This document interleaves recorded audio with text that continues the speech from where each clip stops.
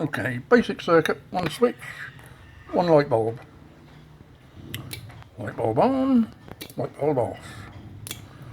Light bulb on, light bulb off.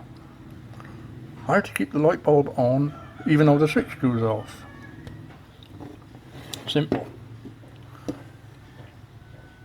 Add a relay. As you can see from the green light on the relay, the LED, that's now tripped with the light. And then if you wire up the switch in the relay, actually across the original switch, when you turn the switch on, the bulb comes on, turn the switch off, oh, the bulb stays on all the while. Because the relay is not only powering itself, it's powering the light as well.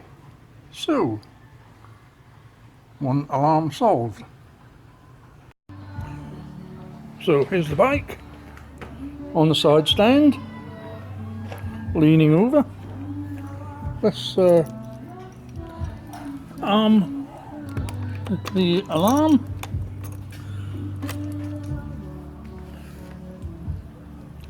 Stand the bike up.